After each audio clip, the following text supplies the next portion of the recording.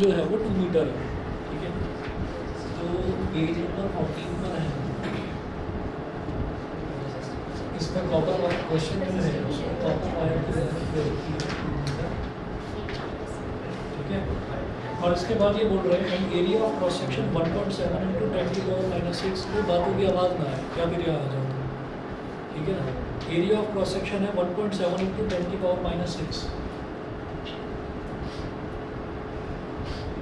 1.7 into 10⁻⁻6 metre square. तो ये area of cross section as a resistance of 2 into 10⁻⁻2 ohms. तो resistance है 2 into 10⁻⁻2 ohms. Calculate the resistivity of copper, ठीक है। तो रेसिस्टिविटी का फॉर्मूला होता है रो, रेसिस्टिविटी को रो से रिप्रेजेंट करते हैं। Rho is equal to R A upon L, rho is equal to R A upon L, ये रेसिस्टिविटी का फॉर्मूला होता है। तो rho is equal to R क्या है 2 इंटू 10⁻⁻2, ए है 1.7 इंटू 10⁻⁻6 और अपॉन लेंथ जो है वो 2 दे रखी है। तो ये याद रखना कि अगर मान लीजिए कभी किसी क्वेश्चन में लेंथ आपको सेंटीमीटर में दे रखी हो, तो जो ऐसा यूनिट है ना लेंथ की वो मीटर होती है, तो आप सेंटीमीटर को पहले मीटर में कन्वर्ट करेंगे, ठीक है। यहाँ पर तो ऑलरेडी मीटर में ही दे रखा था, तो ये ठीक है। अब इस 2 से 2 कैंसिल आउट हो गया, ठीक है। और रो क्या आ गया 1.7, तो एज इट इज रहेगा ही 10⁻⁻2 और 10⁻⁻6, जब ये दोनों मल्टीप्लाई होगी तो क्या बन जाएगा 10⁻⁻8 ओम मीटर, ठीक है। 1.7 इंटू 10⁻⁻8 ओम मीटर। रेसिस्टिविटी की यूनिट होती है ओम मीटर।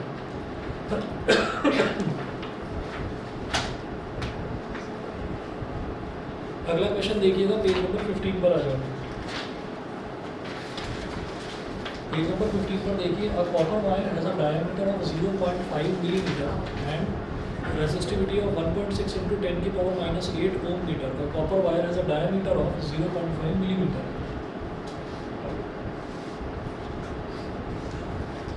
एक कॉपर वायर है,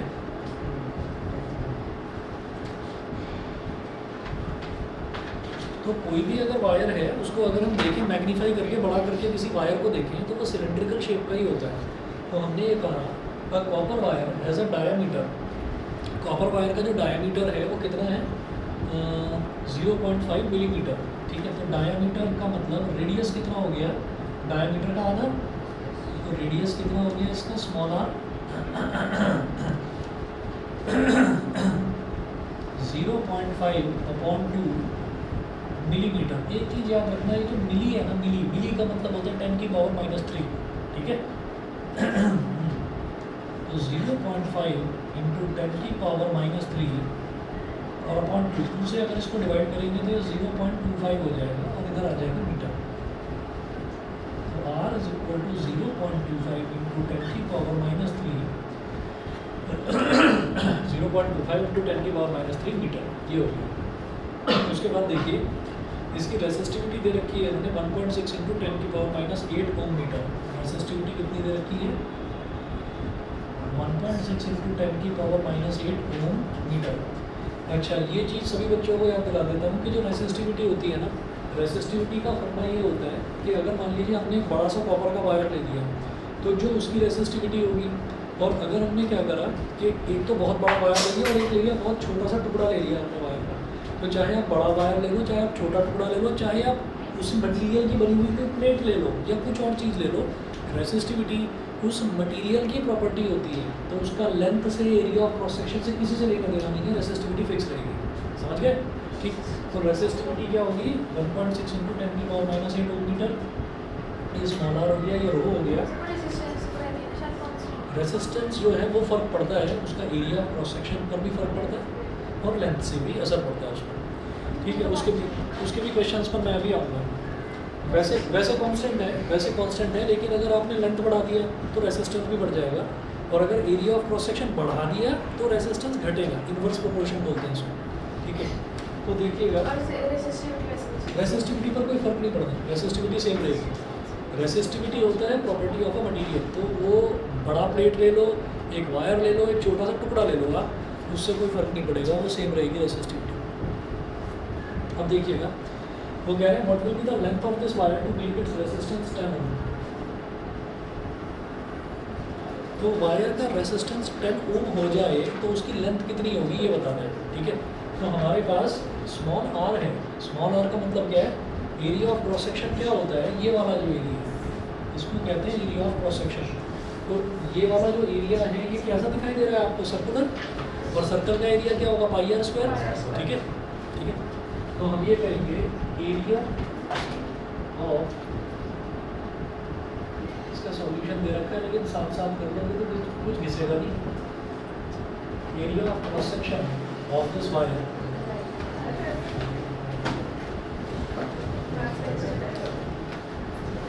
A is equal to pi R square हो गया, एरिया ऑफ क्रॉस सेक्शन क्या हो गया, पाई आर स्क्वायर, ठीक है।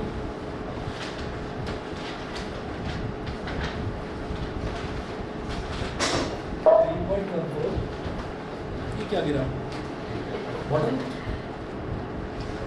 और रेडियस कितना है 0.25 इंटू 10 की पावर -3।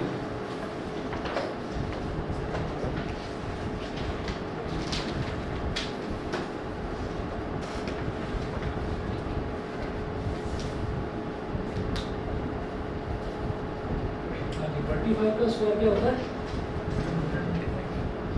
25 का स्क्वायर देख रहे हो अपने दोस्त को, कितना 15 का 225 होता है। 25 का स्क्वायर क्या होता है, 25 का 625 के आगे क्वेश्चन था 625। ये 10th क्लास के बच्चों के हाल है, सही है, सही तो है, थोड़ा कॉन्फिडेंस से बोलो, तुमसे उम्मीदें ज़्यादा हैं इस वजह से कह रहा हूँ मैं। बताओ फिर 17 का स्क्वायर क्या, पहले क्या बोला था इसने, इधर भी आती है ना, आप समझ लो क्या बोला है, थोड़ा क्लियर बोला करो। 16 उतना भी याद नहीं है। 15 का 125। अच्छा 10 का स्क्वायर ये तो बता दो, चलो ठीक, 25 का स्क्वायर हो गया 625, ठीक है। तो उसको लिखेंगे कैसे, 0.25 करना, तो 0.0625, ये समझ में आ गया भैया, हाँ देखिए 0.25 है और 0.25, तो आप 2 मिनट के लिए पॉइंट भूल जाइए। 25 मल्टीप्लाइड बाई 25 आता है 625। डेसिमल के बाद कितने डिजिट है टोटल, 2 डिजिट ये 2 डिजिट ये, टोटल 4 डिजिट हो गए। तो राइट से 4 डिजिट काउंट कर लो, 1 2 3, इधर एक 0 लगा दो, तो क्या हो गया 1 2 3 4, 0.0625, 0.0625 हो गया। फिर 10 की पावर -3 का स्क्वायर, तो पावर का जब स्क्वायर करते हैं पावर की पावर मल्टीप्लाई होती है, तो -3 इंटू 2 10 की पावर -6। अब 0.0625 को 3.14 मल्टीप्लाई करो उसको, 4 5 are 22, carry 4 2s are 8 और 2 10, 1 carry 4 6 are 24 और 1 25, 2 carry 4 0s are 0 और 2 2। चलिए ये तो हो गया। उसके बाद 5 2 क्रॉस लगाना, 5 2 और 6 2 डबल क्रॉस लगाएंगे, 3 5 are 15, 1 कैरी आ गया, 3 2 are 6 और 1 7, 3 6 are 18, 0 0 plus 5 is 5, 5 plus 2 7 plus 5 12, 1 carry 1 plus 2 3 plus 6 9 plus 7 16, 1 plus 8 9, 1 9 6 2 5 0। अब देखिए इधर डेसिमल के बाद 4 डिजिट, इधर डेसिमल के बाद 2 डिजिट, क्या सिखा रही है आजकल वो नया चल रहा है ना स्नैपचैट, सर कैलकुलेट कर रही थी कि सर से पहले कर। वैसे स्नैपचैट की बात होती है आंखों में अलग सी, स्नैपचैट नहीं है मेरे पास, अलग सी चमक आ गई थी इसकी आंखों में स्नैपचैट की बात करते हैं। फिर क्या है, फिर क्या है, इंस्टाग्राम। डेसिमल के बाद 4 डिजिट, इधर डेसिमल के बाद 2 डिजिट, तो टोटल 6 डिजिट हो गई, 1 2 3 4 5 6 इधर डेसिमल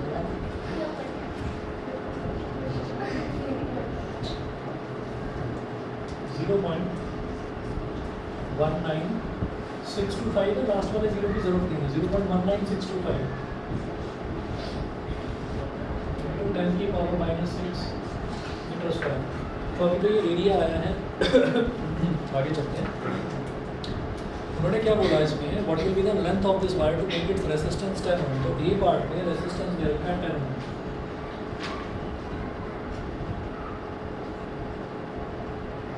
तो rho is equal to R A upon L। rho is equal to R A upon L।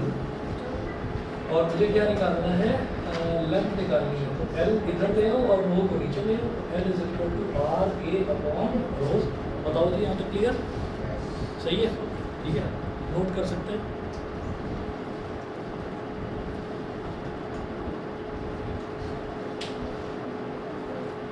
चले आगे। तो R क्या है 10 into area of cross section 0.19625 into 10 की पावर -6। तो R इंटू A और अपॉन रो कितना दे रखा है भाई, 1.6 इंटू 10 की पावर -8। 1.6 इंटू 10 की पावर -8। अच्छा एक चीज़ याद रखिए, टू के जितने भी मल्टीपल्स हैं ना, चाहे 2 हुआ, 4 हुआ, 8 हुआ, 16, 32, 64, 2 के जितने भी मल्टीपल्स हैं, तो अगर वो डिनोमिनेटर में है, जैसे 16 में 2 का मल्टीपल है, अगर वो डिनोमिनेटर में है तो वो न्यूमरेटर को पूरी तरीके से डिवाइड कर देंगे, याद रखना, ठीक है। तो 2 के मल्टीपल्स नहीं, एक्चुअली 2 की पावर्स, 2 के मल्टीपल तो बहुत कुछ होते हैं, ठीक है। 2 की पावर्स, तो 2 की पावर है जैसे 2 की पावर 2 4 हो गया, 2 की पावर 3 8 हो गया, 2 की पावर 4 16, 2 की पावर 5 32। तो 2 की जितनी भी पावर्स हैं, अगर वो नीचे लिखी हुई है तो वो न्यूमरेटर में कुछ भी नंबर लिखा हुआ होगा उसको पूरी तरह से डिवाइड कर देगा, ठीक है। अब देखिए कैसे हो गया। इधर हमने कहा L is equal to 0.19625 into 10 की पावर 1 और 1 - 6, ये कितना हो गया -5, ठीक है जी। और अपॉन में 1.6 और 10 की पावर -8 जब ऊपर चला जाएगा तो ये क्या हो जाएगा, 10 की पावर +8 हो गया। That is equal to 0.19625 upon 1.6 और 10 की पावर कितना हो गया, 20 हो गया। इधर से डेसिमल गया तो नीचे क्या आएगा, 1 2 3 4 5, 1 2 3 4 5। इधर से डेसिमल गया तो ऊपर क्या आ जाएगा, 10 आ जाएगा, ठीक है। हाँ जी, अब देखिएगा क्या हो जाएगा, ये L is equal to 19625 और 10 की पावर 4, यानी कि 1 के आगे 4 0 अपॉन 16 मल्टीप्लाइड बाई 1 के आगे 5 0। 4 0 से ये 4 0 कट गए, ठीक है। अब इस 10 को तो चुपचाप पड़े रहने दो, यहाँ पर 16 से इसको डिवाइड करते हैं। 16 × 16, 19 - 16 is 3, 3 6 36, 16 2 are 32, 36 - 32 is 4, 4 2 42, तो 16 2 are 32, 42 - 32 is 10, 10 के आगे 5 लगा दिया 105, तो 16 6 are 96, तो 105 में से 96 सब्ट्रैक्ट करेंगे कितना आएगा, 9 90 90 और 16 5s are 80, 90 - 80 is 10, 10 के आगे 0 लगाया 100, 16 6 are 96, 100 - 96 is 4, 4 0 40, 16 2 are 32, 40 - 32 is 8, 8 0 80, 16 5 are 80। हो गया पूरी तरह से डिवाइड, लेकिन अभी डिनोमिनेटर में 10 बचा हुआ है, तो 10 को काट दो और इस डेसिमल को एक प्लेस और इधर शिफ्ट कर दो। तो L is equal to 122.65 metre, बस 2 डेसिमल प्लेस तक लेना है, आगे वालों को छोड़ देंगे, कोई ज़रूरत नहीं। तो फर्स्ट पार्ट का ए का आंसर देखिए 122.7 मीटर लिखा हुआ है, तो ये 6 के आगे 5 है ना, 5 या 5 से ज़्यादा वाली टर्म होती है तो इधर वाली डिजिट को एक नंबर बढ़ा देते हैं, तो 122.7 लिख दिया, ठीक है, समझ गए, ठीक।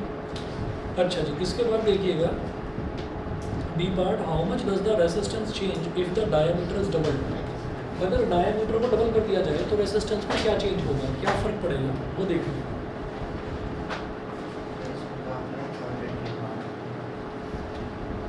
बताइए क्या कह रहे हैं।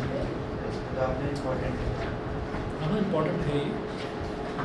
हाउ मच क्या पूछ रहे हैं, how much does the resistance change if the diameter is doubled. अगर डायमीटर को डबल कर दिया जाए तो रेसिस्टेंस पर कितना फ़र्क पड़ता है, ठीक है। तो उसको कैसे करेंगे हम यहाँ पर ऐसे लिखेंगे। सबसे पहले बी पार्ट में रेसिस्टेंस में और डायमीटर में रिलेशन निकालेंगे। सबसे पहले रेसिस्टेंस में डायमीटर में रिलेशन निकालेंगे। कैसे निकालेंगे, R is equal to rho L upon A, ठीक है। हमने याद रखा है रो इज इक्वल टू राल करके आर ए अपॉन एल। तो इस तरीके से याद रखने का तरीका है। तो अगर आर निकालना है तो रो एल अपॉन ए हो जाएगा ना, इसी को आपने रीअरेंज कर दिया तो आर की वैल्यू रो एल अपॉन ए हो गई। अब ए क्या होता है, एरिया ऑफ क्रॉस सेक्शन, तो वो हो जाएगा पाई आर स्क्वायर। तो इसको कैसे लिखेंगे, R is equal to rho L upon pi R square. यहाँ तक ठीक है। एरिया ऑफ क्रॉस सेक्शन क्या है, सर्कुलर ही तो होता है, तो सर्कल का एरिया पाई आर स्क्वायर। अब ये जो आर पर डिपेंडेंसी है इसको भी खत्म करके डायमीटर पर लेकर आना है। कैसे करेंगे, रेडियस को क्या लिखा जा सकता है, d/2। तो ऐसे ही लिखेंगे, r is equal to rho L upon, radius की जगह आप लिख देंगे d/2, तो पाई इंटू d/2 का whole square. r is equal to rho L upon pi d square upon 4। भाई डिनोमिनेटर का डिनोमिनेटर न्यूमरेटर से मल्टीप्लाई हो जाता है, ठीक है। तो r इज इक्वल टू हो गया 4 rho L upon pi D square, ठीक है। इसको बोल दीजिए इक्वेशन नंबर 1। तो ओरिजिनली रेसिस्टेंस में और डायमीटर में ये रिलेशन है, r is equal to 4 rho L upon pi D square. ये आ गया, समझ गया। अब इसके बाद वो कह रहे हैं कि how much does the resistance change if the diameter is doubled. अगर डायमीटर को डबल कर दिया जाए तो रेसिस्टेंस पर क्या फ़र्क पड़ेगा ये बताना, ठीक है। अब हम नया केस ले रहे हैं, न्यू केस।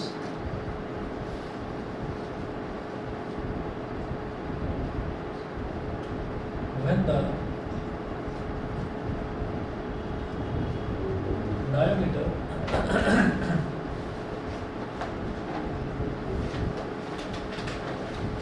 is doubled। अगर डायमीटर को डबल कर दिया जाए तो क्या होगा,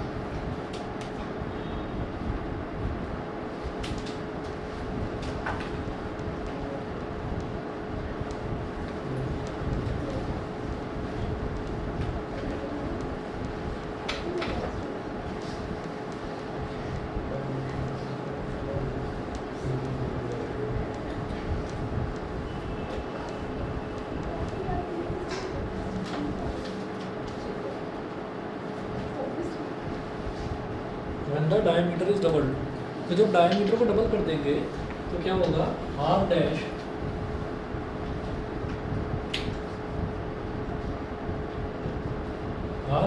is equal to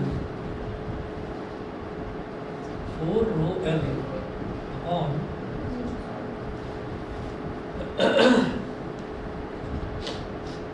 4 rho l upon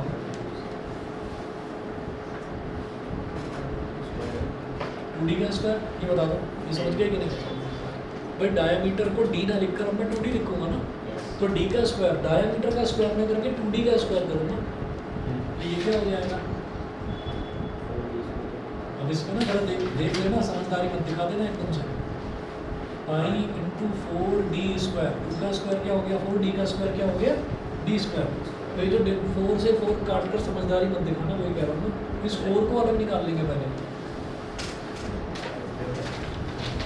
1/4, और ये हो जाएगा 4 रो l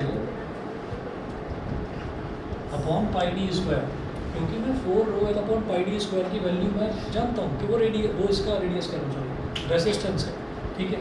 तो इसकी जगह मैं रेसिस्टेंस लिख देता, r dash is equal to 1/4 into r, ठीक है। तो new resistance will become 1/4 of the original resistance. Original resistance का 1/4 बन जाएगा। अगर आपने डायमीटर डबल कर दिया तो नया रेजिस्टेंस जो है वो ओरिजिनल रेजिस्टेंस का 1/4 रह जाएगा, ठीक है। तो how much does the resistance change, जो बोल रहे थे resistance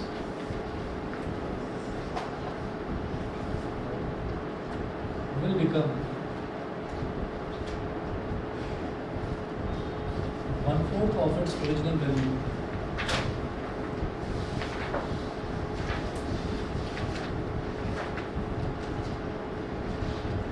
One-fourth of its original value.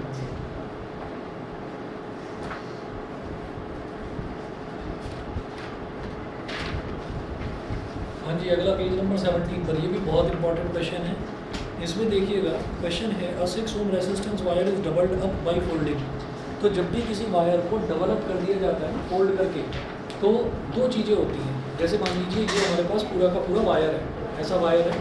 तो जब किसी को डबल करेंगे, जैसे चादर बिछी हुई है, उस चादर को लेकर अगर फोल्ड करना है, तो जब हम फोल्ड करेंगे तो उसकी जो लेंथ है वो आधी रह जाएगी, है ना। फोल्ड करेंगे तो लेंथ आधी रह जाएगी, एक बार और फोल्ड करेंगे तो और आधी रह जाएगी। तो ये पूरा का पूरा वायर है, इस वायर को हमने बीच में से ऐसे फोल्ड कर दिया और डबल अप कर दिया। तो जब हम डबल अप करेंगे, ओरिजिनली आप ये देखिए, ओरिजिनली ये वायर जो है, इस वायर का एरिया ऑफ क्रॉस सेक्शन क्या था, ये वाला सर्कल, ठीक है। अब आपने इसको डबल कर दिया, डबल करके इस तरीके से हो गया, तो अब एरिया ऑफ क्रॉस सेक्शन क्या हो गया, दिस ए एंड दिस ए। तो एरिया जो है वो डबल हो गया, area of cross section double हो गया। लेकिन जब हम लेंथ की बात करेंगे तो लेंथ पहले इतनी थी, तो लेंथ कितनी रह गई, लेंथ आधी हो गई। तो जब हम किसी चीज़ को डबल करते हैं ना, वायर को डबल अप कर देते हैं फोल्ड करके, तो उसकी लेंथ तो रह जाती है आधी, और जो एरिया है वो हो जाता है डबल, ठीक है ना। चलिए जी, तो ये कॉन्सेप्ट हमको याद रखना है। अच्छा, इसका उल्टा भी है, इसका उल्टा भी है कि अगर कोई वायर है तो वो किसी मटेरियल का बना हुआ है, तो उसको हम खींच के, मेटल का बना होता है जनरली वायर जो है, उसको हम खींच के लंबा कर रहे हैं। कितना खींच सकते हैं, बहुत खींच सकते हैं। मेटल्स एंड नॉन मेटल्स की प्रॉपर्टी हमने पढ़ी है, डक्टिलिटी, ठीक है। तो डक्टिलिटी क्या होती है, खींच खींच के वायर बना दो उसका, तो बहुत लंबा हम उसको खींच सकते हैं। तो जब हम किसी वायर को खींचेंगे ना, तो खींचकर होगा क्या कि उसकी लेंथ तो बढ़ेगी, लेकिन उसका जो एरिया ऑफ क्रॉस सेक्शन है वो घटता जाएगा। तो लेंथ जितने टाइम्स बढ़ेगी, मान लीजिए 8 टाइम्स बढ़ गई लेंथ, तो area of cross section 8 times घट जाएगा, यानी कि लेंथ हो गई 8L, तो एरिया ऑफ क्रॉस सेक्शन क्या हो जाएगा, 1/8 × A, है ना, वो 1/8 रह जाएगा। अगर वो 7 टाइम्स हो गई तो वो 1/7 रह जाएगा, 1/7 × A, ये हो जाएगा, ठीक है जी। आगे चलते हैं। A 6 ohm resistance wire is doubled up by folding. Calculate the new resistance of the wire. तो मेरे को नया रेजिस्टेंस बताना है।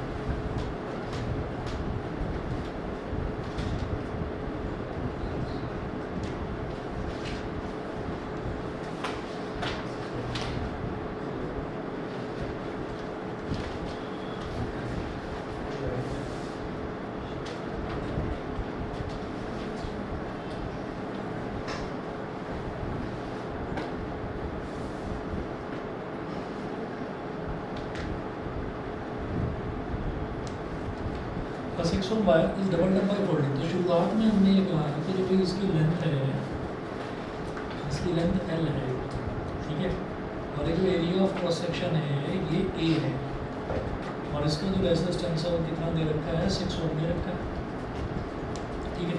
इसको बोलेंगे केस फर्स्ट, केस फर्स्ट। तो केस फर्स्ट में हमारे पास R = ρL/A, रेजिस्टेंस क्या हो गया, ρL/A, ये हो गया। और रेजिस्टेंस कितना दे रखा है इसका, 6 ओम, ये इक्वेशन नंबर 1, ठीक है। ये हमारा केस फर्स्ट है। अब केस सेकंड की बात करेंगे।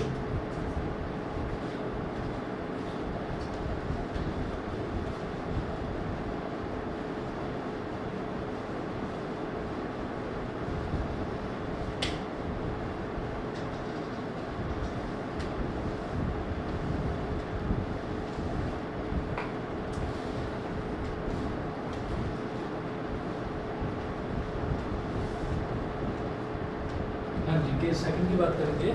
तो केस सेकंड में क्या होगा वो देखिएगा। अब इसी वायर को डबल अप कर दिया गया फोल्ड करके,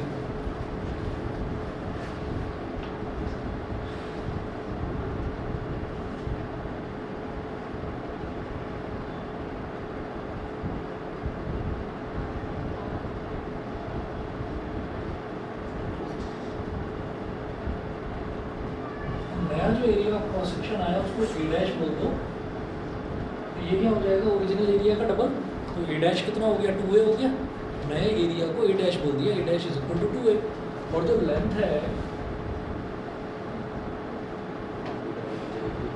l/2,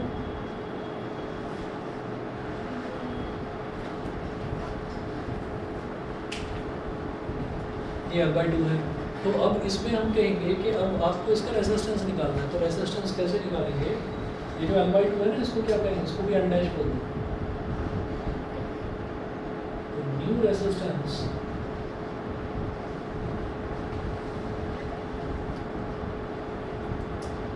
r dash is equal to rho l dash upon a dash, ठीक है। एकदम से दिमाग में आएगा कि रो को रो डैश क्यों नहीं करा, क्योंकि मटेरियल तो सेम है। अगर आपने कॉपर की जगह वायर ही बदल दिया, एल्यूमिनियम का कर दिया, मटेरियल अगर आपने चेंज कर दिया तो रो बदलेगा, नहीं तो रो सेम रहेगा, ठीक है। तो रो किसी चीज़ पर, लेंथ पर, एरिया पर, किसी चीज़ पर डिपेंड नहीं करता, रो विल रिमेन द सेम। तो रो एल डैश की जगह आप लिख दीजिए l/2 और ए डैश की जगह आप लिख दीजिए 2a, ठीक है। इसको कैसे लिखेंगे, रो l/2, ऊपर से वो बन गया आपका रैशनल टर्म, और नीचे रैशनल बनाने के लिए आपने क्या करा 2a/1 कर दिया, ठीक है। तो सबसे ऊपर वाला टर्म सबसे नीचे वाले से मल्टीप्लाई होकर न्यूमरेटर में आ जाता है, तो रो l × 1 कितना हो जाएगा, रो l, और बीच वाले, हाँ बीच वाले आपस में मल्टीप्लाई होकर डिनोमिनेटर में आ जाते हैं, तो 2 × 2a इज 4a। तो हमारा जो नया रेजिस्टेंस है r dash is equal to, ये हो जाएगा 1/4 into rho l upon a, ये हो गया। रो l अपॉन a को अलग क्यों लिखा है, क्योंकि रो l अपॉन a की वैल्यू 6 हो गई, ठीक। इसको इक्वेशन नंबर 1 से यहाँ पर डाल देंगे, तो ये हो गया 1/4 मल्टीप्लाइड बाई 6, तो 1.5 हमारे पास नया रेजिस्टेंस आ गया 1.5 ओम। बताइए जी, क्लियर है कि नहीं, ठीक है। चलिए जी, ये भी इम्पोर्टेंट क्वेश्चन था। इसके बाद क्वेश्चन पेज नंबर 18 पर आ जाइए, कॉम्बिनेशन ऑफ रेसिस्टेंसेस और रेसिस्टर्स। तो रेसिस्टेंसेस का कॉम्बिनेशन अब हमको देखना है।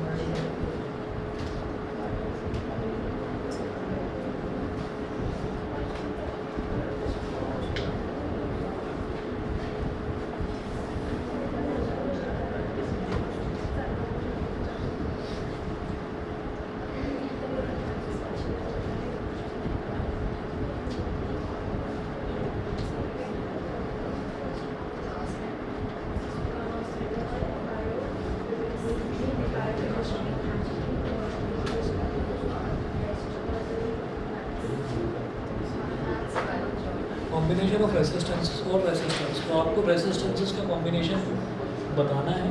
तो दो तरीके से हम रेसिस्टेंसेस को ज्वाइन कर सकते हैं, एक होता है सीरीज कनेक्शन और एक होता है पैरेलल कनेक्शन।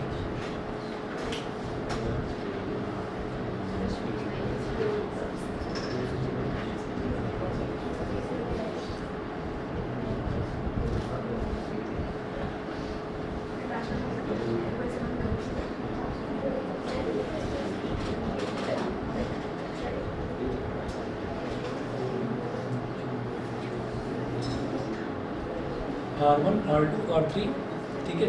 हमने मान लिया कि कोई 3 रेसिस्टेंसेस हैं, और सीरीज कनेक्शन का मतलब क्या है कि अगर रेसिस्टेंसेस एक के पीछे एक जुड़े हुए हैं, ठीक है। अच्छा, अब वो सीरीज कनेक्शन ना ऐसा नहीं है कि एक स्ट्रेट लाइन हो, ज़रूरी नहीं है। वो सीरीज कनेक्शन ना ऐसा भी हो सकता है, ऐसा इस तरह का कि यहाँ पर आपने एक रेसिस्टेंस ज्वाइन कर दिया, यहाँ पर एक रेसिस्टेंस ज्वाइन कर दिया, ठीक है, और एक रेसिस्टेंस आपने यहाँ पर ज्वाइन कर दिया, ठीक है। तो ये भी सीरीज में ही होगा। बस कुल मिलाकर क्या है कि वायर को ही तो टेढ़ा मेढ़ा कर दिया आपने, ठीक है। तो अगर एक रेसिस्टेंस खत्म होता है तो वहाँ से दूसरा शुरू हो जाए, दूसरा खत्म होता है तो वहाँ से तीसरा शुरू हो जाए, इसको हम रेसिस्टेंस इन सीरीज बोलते हैं। ठीक है, अगर इस पूरे का इक्विवेलेंट रेसिस्टेंस निकालना हो तो ये होता है R1 plus R2 plus R3, R is equal to R1 plus R2 plus R3। ठीक है, इसके बाद आ जाइए parallel connection.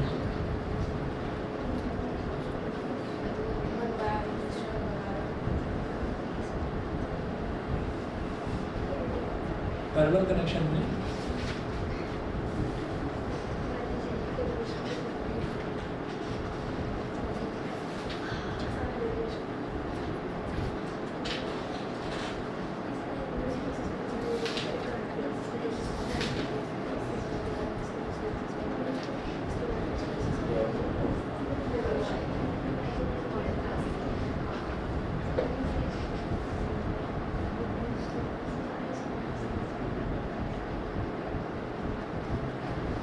R1 R2 R3, अगर मान लीजिए कि पैरेलली का मतलब ये अगेन दोबारा फिर वही बात है कि जैसे इसमें बोलते हैं कि एक लाइन में अगर जुड़े हुए हो तो स्ट्रेट लाइन होना ज़रूरी नहीं है, तो ऐसे ही पैरेलल कनेक्शन का मतलब ये है कि वो पैरेलल लाइंस में जुड़े हुए हों, ये भी ज़रूरी नहीं है।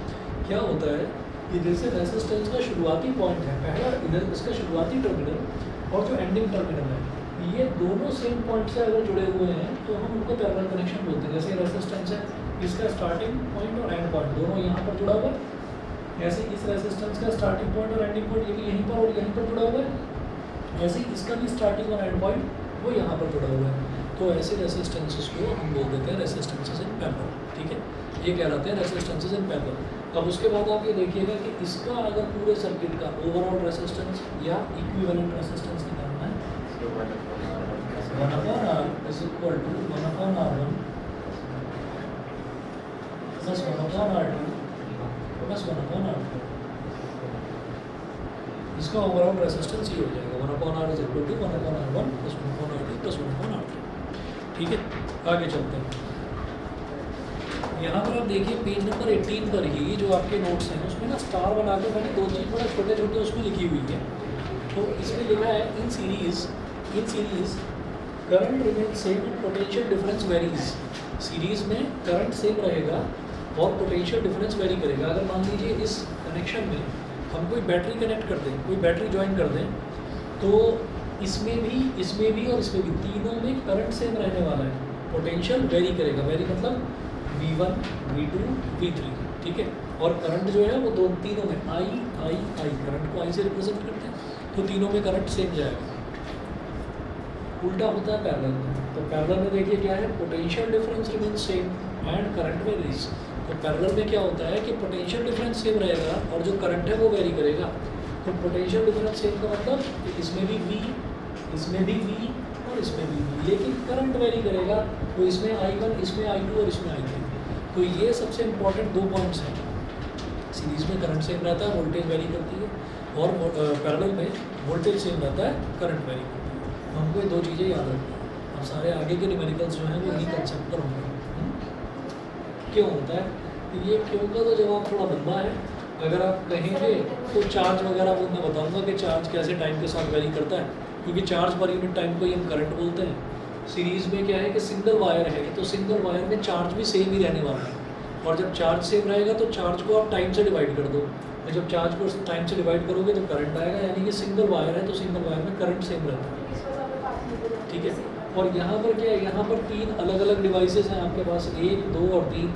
इन तीनों में क्या है कि करंट वेरी करेगा। करंट वेरी करेगा तो वोल्टेज सेम रहेगा ही रहेगा, क्योंकि वोल्टेज और करंट ये डायरेक्टली प्रोपोर्शनल होते हैं, लेकिन रेसिस्टेंस अलग है, तो उसको कंपनसेट करने के लिए वोल्टेज सेम रहती है। लंबी कहानी छोड़ दीजिए, अभी काम की नहीं है। एक्चुअली यही सारी जो चीज़ें हैं ना जो आप अभी यहाँ पर पढ़ रहे हैं, इलेक्ट्रिसिटी है, फिर मैग्नेटिज्म है अगला चैप्टर, और ये लेंसेज वाला, मिरर वाला, ये पूरा का पूरा सेम सिलेबस उठाकर 12th में डाला हुआ है। ठीक है, 11th में नहीं 12th में। जो 9th में आपने पढ़ा है वो आप अगले साल ही जो भी बच्चे साइंस लेंगे वो देख लेंगे कि वो सारा का सारा सिलेबस 9th वाला, gravitation, sound, work energy and power, laws of motion, वो सारा 11th में डाला हुआ है।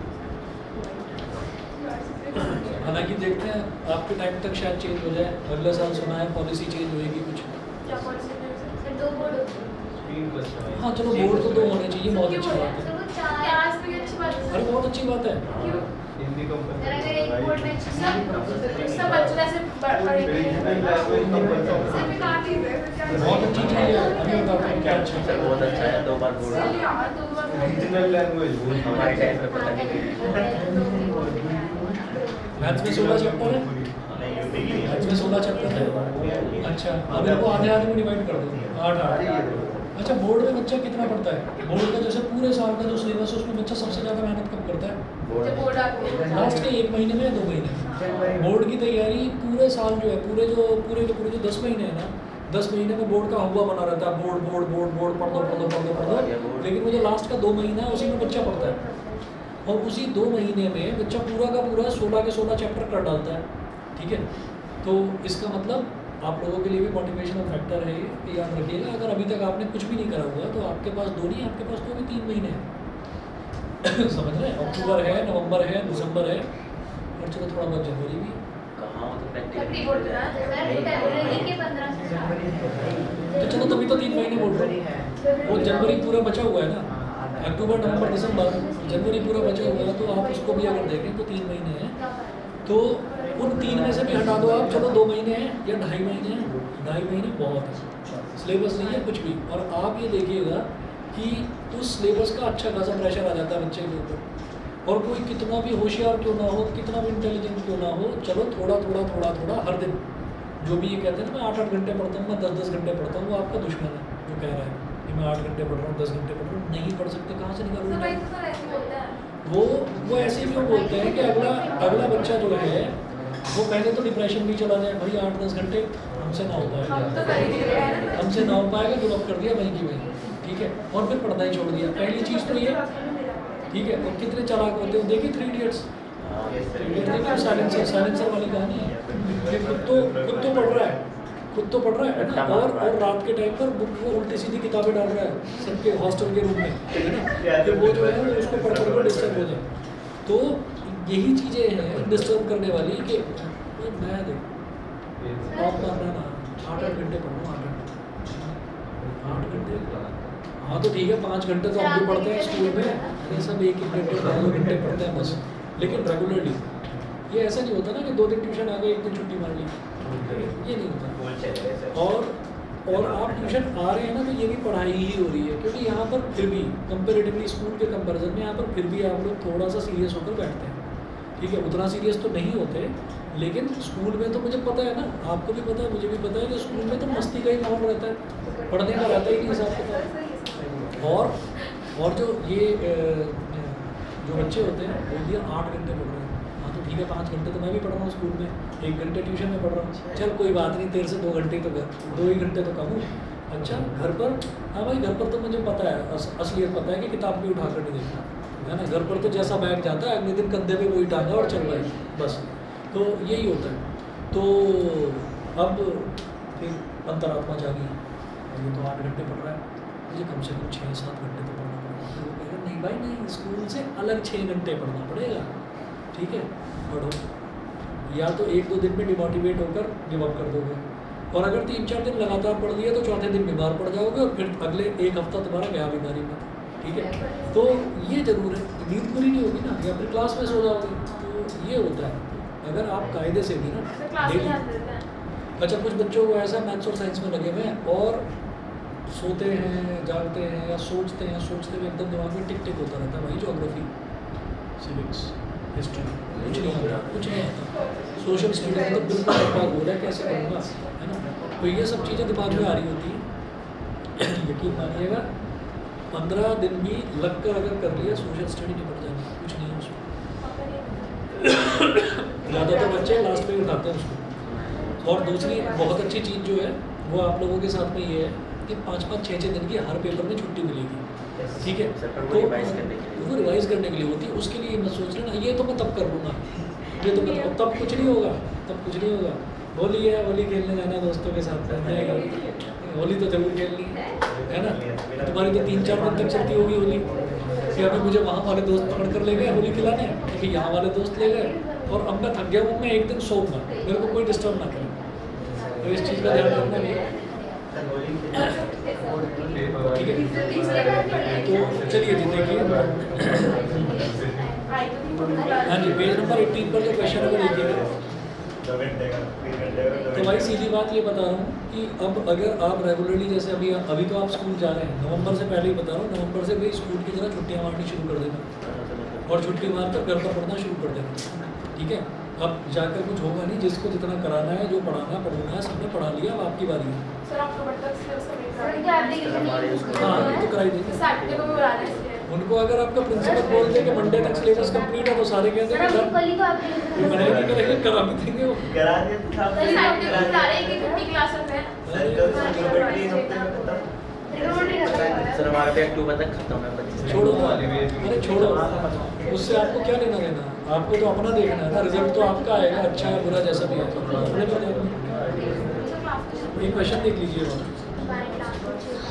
If four resistances each of value 1 ohm are connected in series, what will be the resultant resistance? अगर 4 रेजिस्टेंस हैं, सबकी वैल्यू 1 ओम है, सबकी वैल्यू, और 4 रेजिस्टेंसेज हैं सीरीज में जुड़े हुए हैं, तो सबको ऐड कर दो, 1 + 1 + 1 + 1 हो तो गया 4। ठीक है, आगे के जो क्वेश्चन है कल देखते हैं।